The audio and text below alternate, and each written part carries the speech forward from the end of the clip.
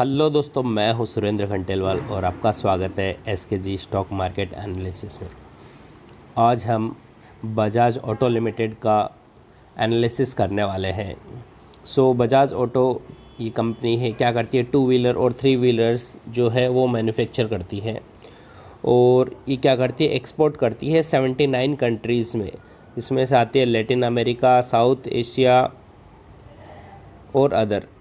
और इसका जो हेडक्वार्टर है पुणे में है और इसने 48% केटीएम ब्रांड जो कि स्पोर्ट्स बाइक बनाती है उनका क्या करती है, उनका स्टेक इसने ले लिया है। और ये इसका 2007 में ये जो केटीएम ब्रांड है उसका 14% था, तो वहाँ से बढ़ा के इसने अपना 48% मतलब 50%, ऑलमोस्ट 50% स्टेक जो केटीएम में अभी बजाज ऑटो का हो गया है। तो ये तो हमने देख लिया कि बजाज ऑटो, और बजाज ऑटो की हमें पता ही है कि कितनी फेमस बाइक है।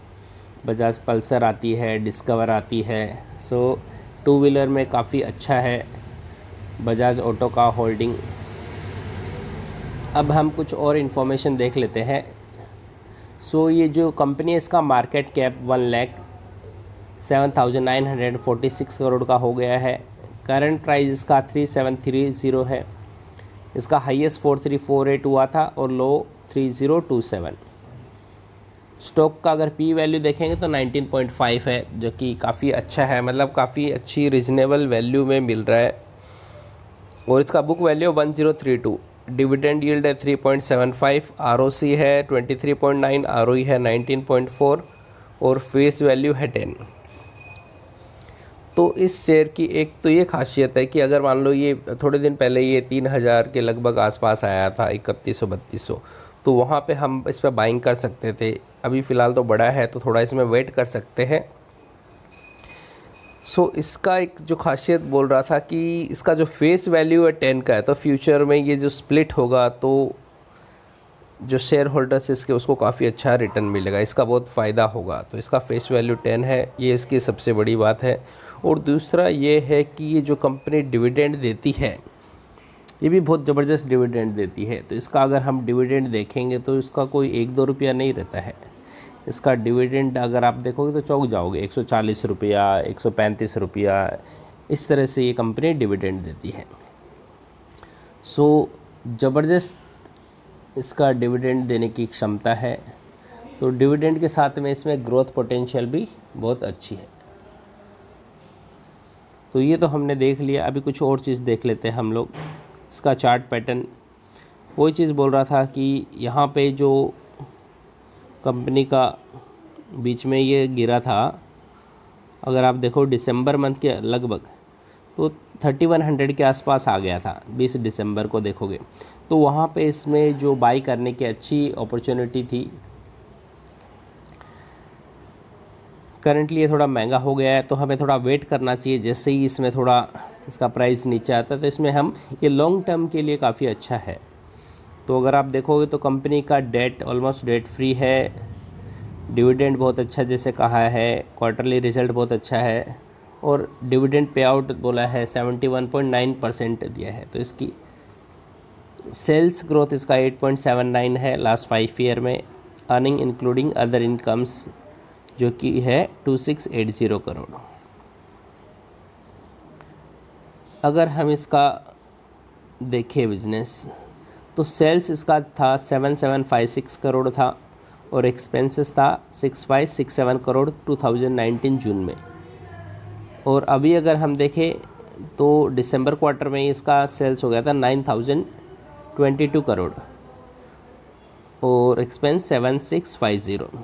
प्रॉफिट अगर हम देखें ऑपरेटिंग प्रॉफिट तो 2019 जून में 1188 करोड़ का था और अभी है 1371 करोड़। प्रॉफिट भी बढ़ रहा है। और प्रॉफिट बिफोर टैक्स देखेंगे या नेट प्रॉफिट अगर हम देखते हैं कंपनी का तो 2019 में 1012 करोड़ का था, फिर 1500 करोड़ का हुआ, फिर 1300, फिर 1354, फिर कोरोना के टाइम तो सारे इम्पैक्ट हुए थे।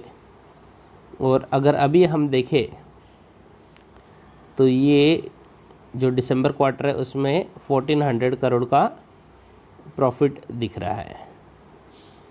1430 ये नेट प्रॉफिट है। फिर और चीज़ अगर हम देखें पुराना 2011 में देखें तो 2011 में जो कंपनी का सेल्स था वो 16,408 करोड़ का था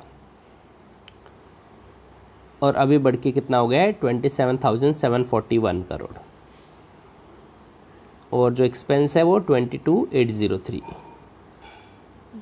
तो काफ़ी अच्छा ग्रोथ है, ऐसा नहीं कि ग्रोथ नहीं है। नेट प्रॉफिट भी अगर हम देख लेते हैं कंपनी का 3455 करोड़ था, बढ़ के 3049 करोड़ हुआ, तो ये 2011 का है। अभी अगर हम देखें तो ये 4857 करोड़ का, लगभग 5000 करोड़ का प्रॉफिट है। कंपनी के पास काफ़ी अच्छा पोटेंशियल है सब। अब सेल्स, तो इसमें जो प्रॉब्लम है वो सिर्फ सेल्स का ही थोड़ा सा दिख रहा है, बाकी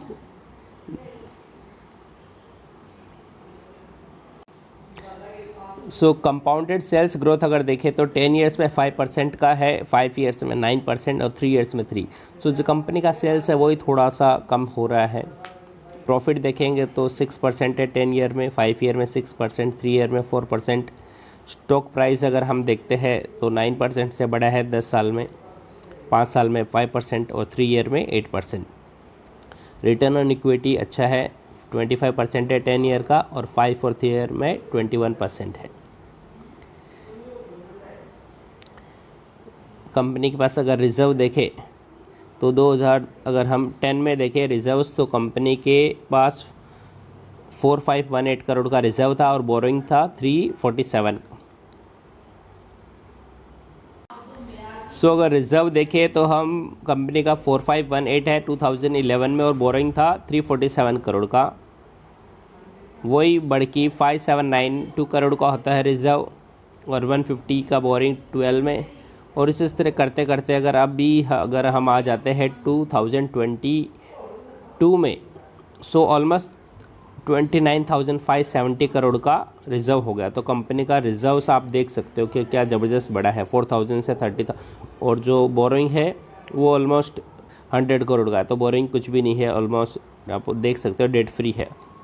30,000 करोड़ का रिज़र्व है। कंपनी फंडामेंटली काफ़ी स्ट्रॉन्ग है, कंपनी अच्छा रिटर्न भी देती है और आपके पास डिविडेंड भी काफ़ी अच्छा मिलेगा।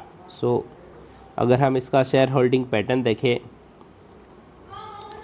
जून 2019 में अगर हम देखेंगे तो 53% प्रोमोटर के पास था, 14% एफआईएस के पास, डीआईएस के पास 8% और 23.30 पब्लिक के पास था।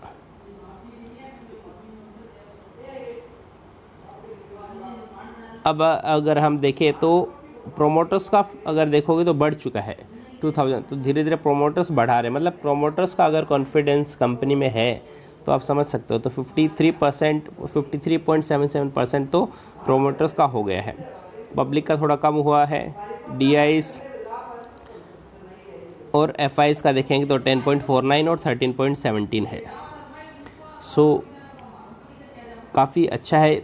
तो एक ही रिकमेंडेशन रहेगा कि जब ये स्टॉक गिरता है उस टाइम आप लेते हो तो आपको अच्छा रिटर्न भी मिल सकता है और दूसरा इसमें डिविडेंड भी काफ़ी अच्छा मिलेगा। तो आप इसका स्टॉक्स लेके रख सकते हो, फ्यूचर में स्प्लिट होता है तो शेयर्स की क्वांटिटी भी बढ़ जाएगी और उसके बेस पे आपको फिर डिविडेंड भी अच्छा मिलेगा। होप आपको ये जानकारी अच्छी लगी हो। धन्यवाद।